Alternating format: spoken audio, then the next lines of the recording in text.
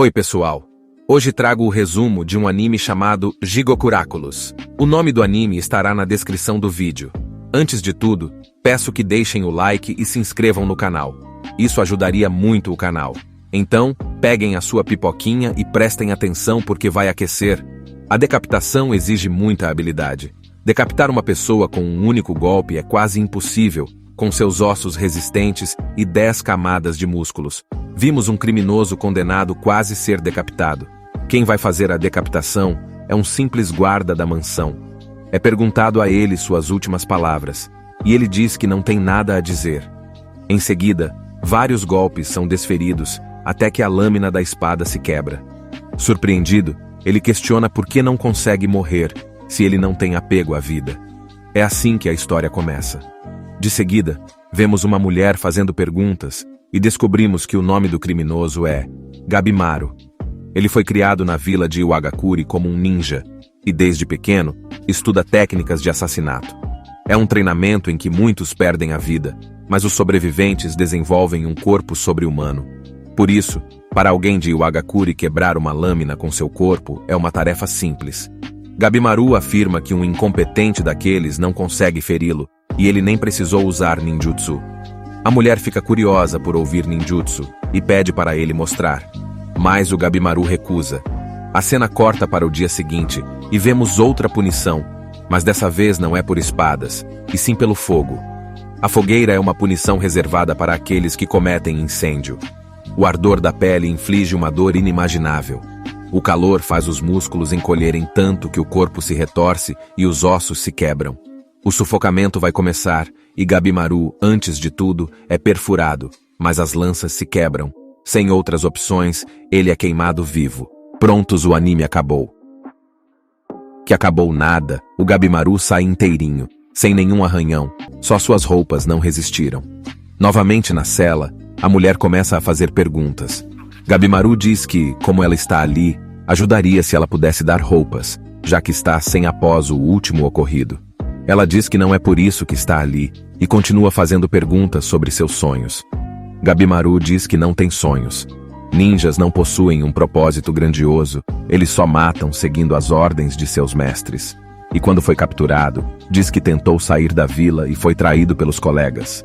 Deve ter sido uma armação do chefe da vila, pois a vila não permite que ninguém saia. Vemos outra punição. Dessa vez é uma execução por touro. As pernas do condenado são amarradas ao touro. Esse método não apenas arranca as pernas, mas também rasga a pessoa até o peito. Em seguida, vemos os touros deitados no chão e Gabimaru está intacto. A mulher que enche o saco do Gabimaru se aproxima e diz que ele mesmo, querendo morrer, parece estar resistindo. Ela pergunta por que ele quis deixar a vila. Gabimaru responde que foi por besteira. Ele era o melhor de Iwagakure. Tinha o reconhecimento do chefe e a mão da filha, mas a filha era uma idiota. Ele ficou desequilibrado com a situação até que se cansou dela. Essa vida iria acabar com o talento dele. Ele pediu ao chefe sua retirada, e o chefe aceitou e deu a ele um último trabalho. Mesmo sabendo que era uma armadilha, ele foi. Mas também sabia que a vila de Iwagakure iria persegui-lo por toda parte se ele fugisse. Foi burrice desafiar o chefe da vila, por isso não resistiu. Chega à noite, um velho careca aconselha a mulher a não se envolver com o Gabimaru. Ele é chamado de Gabimaru, o vazio. Um homem vazio por dentro, sem sangue ou lágrimas. Matou 20 homens antes de ser capturado. E dizem que todos os ninjas de Iwagakure consomem o tal elixir da vida, um remédio que concede a imortalidade, vindo de Shizenkyo. Novamente na cela, ela pergunta por que, para alguém que não tem apego pela vida, ele parece estar resistindo. Ele concorda e diz que amanhã tudo isso vai acabar, na execução de amanhã. E de seguida, vimos ele saindo em chamas, resistindo à fervura do óleo. E ele se questiona por que não consegue morrer, porque ainda está resistindo. De seguida, é levado a uma sala de execução, e que vai fazer a execução é nada mais, nada menos do que a mulher que estava a fazer perguntas. Essa mulher não é uma mera inspetora, ela é uma testadora de espada, enviada diretamente de Edo. Ela se apresenta como Sajiri Yamada Azaemon, a executora decapitadora. Yamada é um nome popular nos reinos do clã Yamada.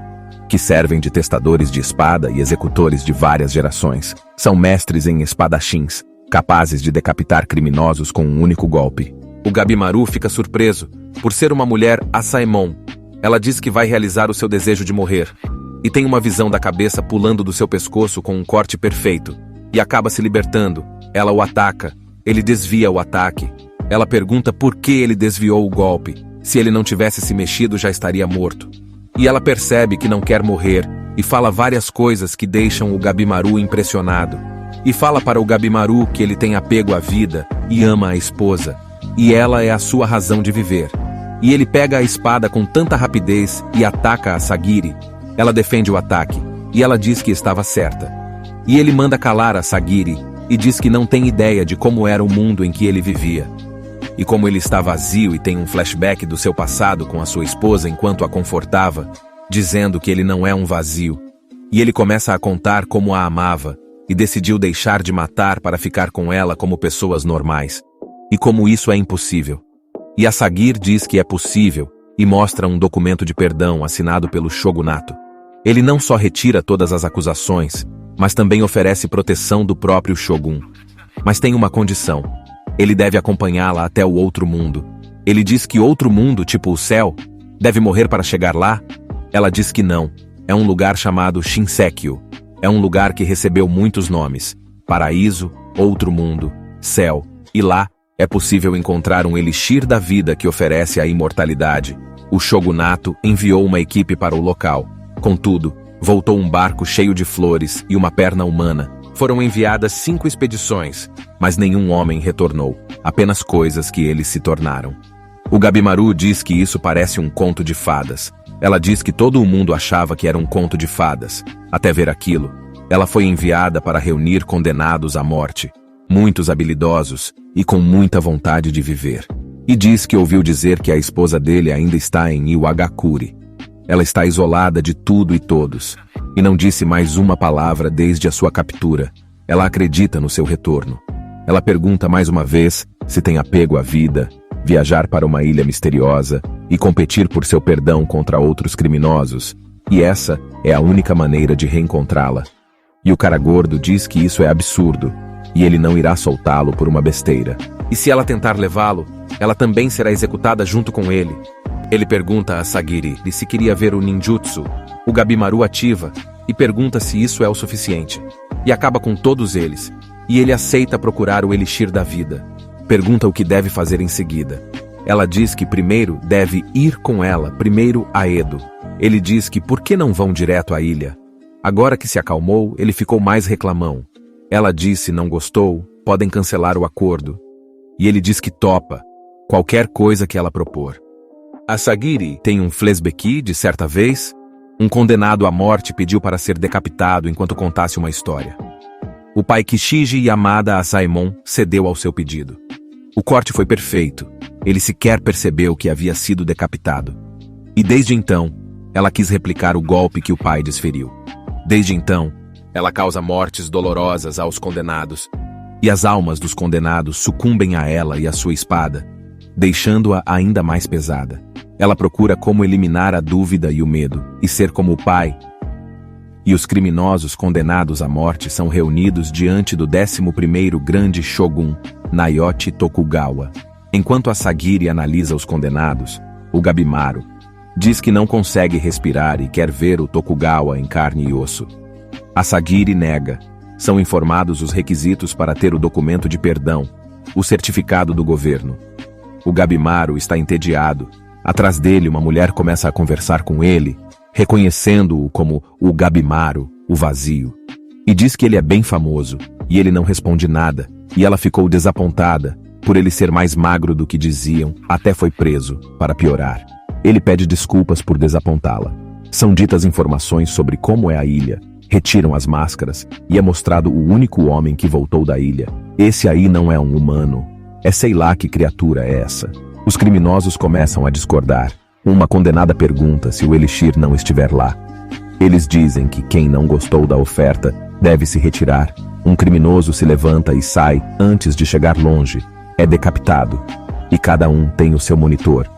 E quem descumprir as regras na ilha será decapitado sem piedade, e se o monitor morrer, o condenado também é decapitado.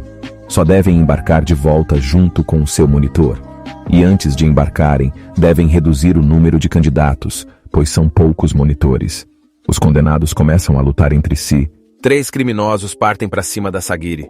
E ela os elimina com excitação. E o Gabimaru percebe que ela tem medo de matar. Algo está a sucumbi-la. O Gabimaru vai enfrentar o Shogun e tira do sério os guardas. O Gabimaru pede para se acalmarem. Ele diz que, se pudesse, não mataria ninguém. E o guarda ordena para os condenados matarem o Gabimaru. Ele pergunta se eles gostam de matar à toa. Um condenado diz que, se é para sobreviver, ele não liga a mataria sem excitar. Arremessa uma pedra que o Gabimaru desvia com tanta facilidade. Ele diz que não quer lutar. O cara diz que, se não quer lutar, então vai morrer. O Gabimaru diz que não vai ter outro jeito. Vai ter que matar. O criminoso pergunta se ele não queria matar.